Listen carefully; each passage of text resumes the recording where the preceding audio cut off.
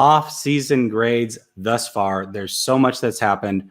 Really, we've brought back most of the guys that Niner fans wanted to see brought back, and we've done so with the Parag Marath specials, signing people to very team-friendly contracts that are 2 to 3 years deep and really giving us a chance to make a run this year.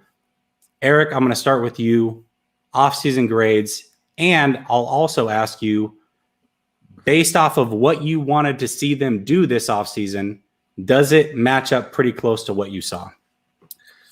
All right, for the offseason, I'm going B, just a straight up B. Okay. And that's because right now the moves have screamed win now, right? There's a ton of one-year deals, but I think that kind of goes across the whole NFL right now. So we can't fault them for that. But, I wanted Trent back. I wanted Verrett back. And Juice, I was kind of willing to let Juice go because I thought we were going to have to pay him $5 or $6 million per. So when the contract came out, 5 years, $27 million, I was kind of like, oh, that's a. But then I shouldn't have doubted Parag the God. And Sam coined that one. I was saying Parag the GOAT, but I like Sam's better. Parag the God came through. We're paying him $2 million the first year and $3 million the second year. So that contract is a lot better than it looked when it initially came out. Ebukam has potential. I just did a breakdown on my YouTube about Ebukam. I saw all of his sacks, and he has a lot of power. His technique needs some work. The hand usage isn't that great right now, but that's something where you hope Kocurek can coach him up because he has the other traits, the power and the speed. So I like our offseason. I mean, we're in win now mode, so I feel like we still need something to be done, right? It's kind of a to be determined, right? What are we going to do at quarterback? But right now, B. Okay. Well, let me ask you this as a follow-up question, just so that everybody knows where you stand. Are you a Jimmy G guy or are you not a Jimmy G guy? I'm not a Jimmy G guy. I want to upgrade. Jimmy's solid, but I'm tired of solid. I want a good, if we can get there, an exceptional quarterback. I'm tired of solid. Oh, I think you cut out a little bit there, Eric. What'd you say? I'm tired of a solid QB. I want an upgrade. I want a good or elite quarterback. Okay. All right. Ben, what about you? Off-season grades, and did it go according to plan for what you were looking for from the off-season? So to start, I'm going to agree with Eric. B is the grade that I give it. And I think the reason that grade isn't higher is because this team hasn't addressed the main problem, which is the quarterback position, which is, we all know that that's all we seem to be talking about this offseason. But I think if you look across the line, they made a lot of win now moves, and they also put them on team friendly deals, like you all mentioned earlier. And I think one of the players I'm most excited for beyond bringing back Trent Williams is actually Alex Mack, and it's a lot because of what he does on the field, but I also think there's something to be said about that leadership on the offensive line, and that's something that the 49ers have been lacking since Joe Staley left. And I think Alex Mack is someone who can bring a lot of that to this team. And in terms of the other new addition, Samson Ebukam, I'm really excited because not only is he a free agent who has played 16 games all 4 years that he's played in the NFL, which that's great for the Niners. That's great news for Niners fans. But he's on a team-friendly deal, and he can really get better, I feel, under Chris Kocurek. And if technique is the thing he needs to work on, I think that he can absolutely improve in that area. And just watching him, the effort is there and everything else is there. It really is. So I'm really interested to see how that goes moving forward. And then one of the other moves that I really loved was bringing back Jason Verrett. Jason Verrett on a 1-year deal for $5.5 million. Essentially, it goes up to 6.5 in bonuses. But for him, I thought that was a guy when I knew he was going to be a free agent that would be getting 9, 10, 11 million. I really thought so. And for the Niners to get him at that price and have the opportunity to pay him again next offseason, I think that's great. And that's really smart by them. Okay. I agree with you. I mean, I think Ebukam definitely can be fine-tuned by Chris Kocurek. the one thing that you mentioned, and I'm not going to ask the same follow-up question to you because you basically said that you're not a Jimmy guy. Is there any quarterbacks that were out there to be had that you thought could either compete for that starting job or you would outright give that starting job to, either available via trade or free agency?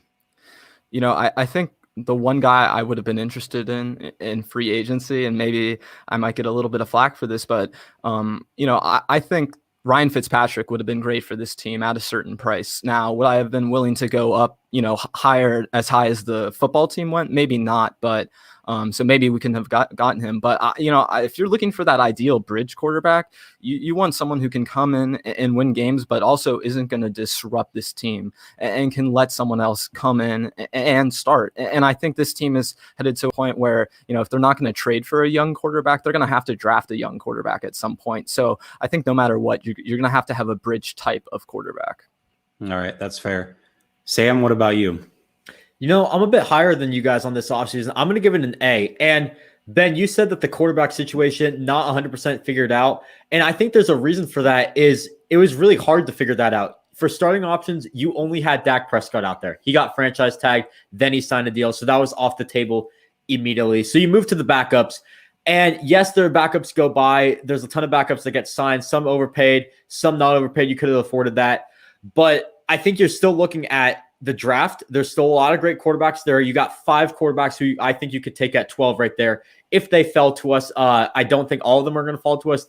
I'm certain all 5 won't fall to us. We'll probably have to trade up.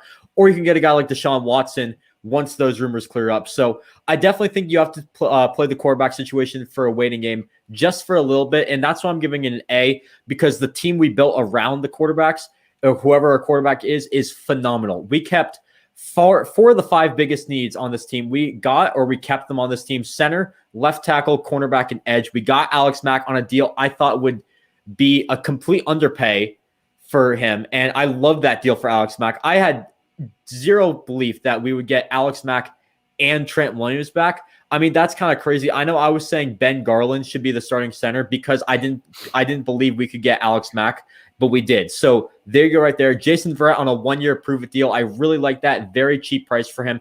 And Ed, you bring in Ebukam, who we talked about earlier, a guy who I really like, could be a possible D Ford replacement. And now you got the report today that he might actually play D Ford this season. So we'll have to see what happens with that. But we set this team in a fantastic position, and I'm giving it an A because of that. Also, you got Kyle Juszczyk back on a great deal. I know Eric talked about that deal a little bit. It was kind of iffy. I really like that deal because he's such a pivotal part to this offense. I think you need a guy like that, and I think all that money's worth it. Only $10 million guaranteed from Parag the God. I love that right there.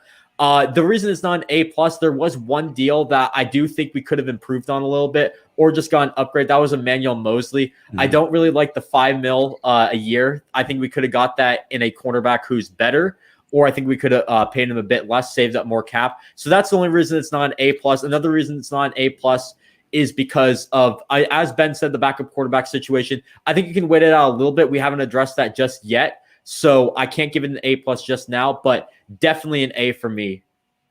Okay. Yeah. And, as far as backup quarterback goes, it really comes down to A, what are they going to do in the draft? And we'll talk about that a little bit later. But also B, what do they think of Josh Rosen? And is there anything there? And can Shanahan turn him into something? Because the talent has been there the whole time. It's the mentality, and it's above the shoulders is where he usually gets questioned a little bit. So I'm curious to see if he does anything, and if so, what can Shanahan bring out of him? There was a reason he was brought back. I think that they see the talent there. They want to kind of kick the tires on him and see if there's anything that they can get out of him before he's eventually ran out of the league. For me, I'm going to give it a B-. Again, like I said, I'm going to be probably a little bit more pessimistic than the rest of you guys, but for me, the Niners were already the 4th oldest team in the NFL last year. You add in that basically everybody that we brought back was 33, 31, 30, and we brought in a 36-year-old. I would almost guarantee that we are probably going to be the oldest team in the NFL, and we already have injury issues. Those injury issues don't tend to get better as you age, and so that is definitely a concern for me.